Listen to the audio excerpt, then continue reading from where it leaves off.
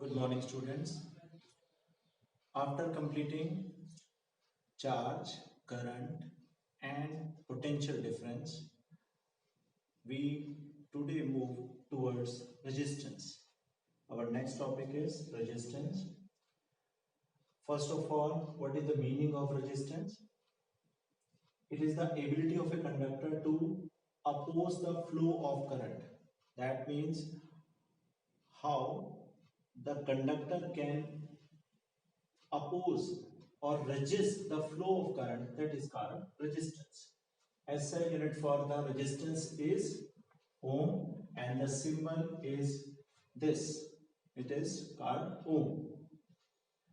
Now we know some of the conductors are good conductor, but some of the conductors are bad conductor.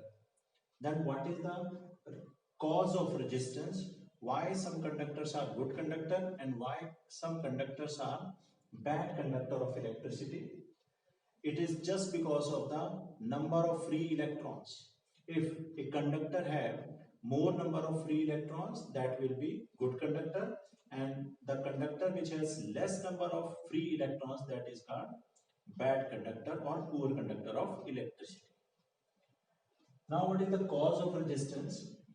Suppose this is a piece of wire through which we have to pass electricity. It must have some free electrons.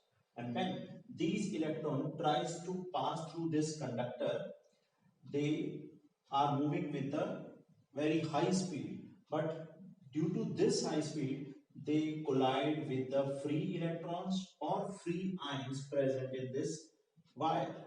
And this collision is the main cause of the resistance. More is the number of collisions between the incoming electrons and the free ions and electrons, more will be the resistance.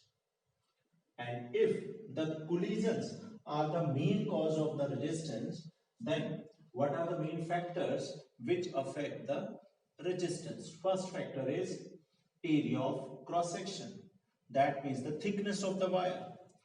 More is the thickness of wire, that means more space for the incoming electrons to pass through this wire.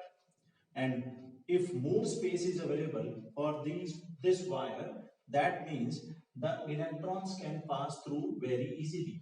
There is a less number of chances to collide with the free electrons or ions, and that means if less number of chances of collision, that means resistance is less. That means R is inversely proportional to area of cross section.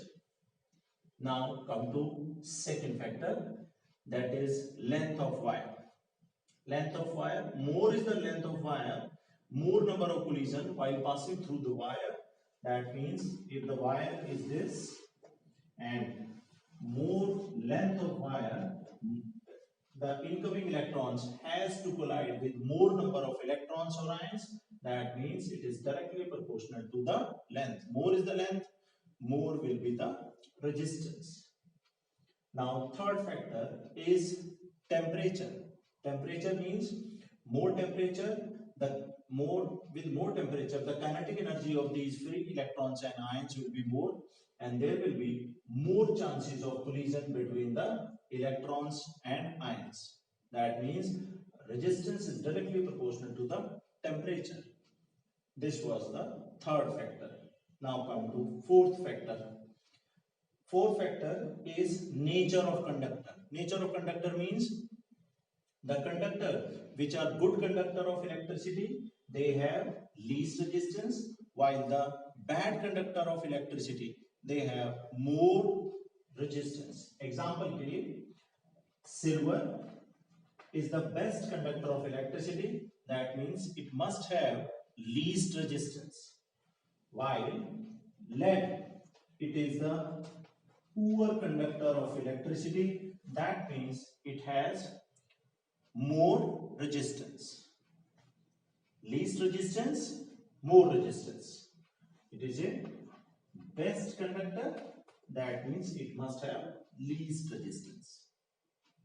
Now, with the factors affecting the resistance, how can you derive the formula for resistance? First is R is directly proportional to L. You can write this. R is inversely proportional to area of cross section, and combining these two, R is proportional to L by A. In the place of proportionality, you will put a sign constant, that is resistivity, where R stands for resistance. This P, it is also known as rho. Rho stands for resistivity, L stands for length of wire, and A stands for area of cross section. We will discuss or practice numericals in the next lecture. Thank you. Have a nice day.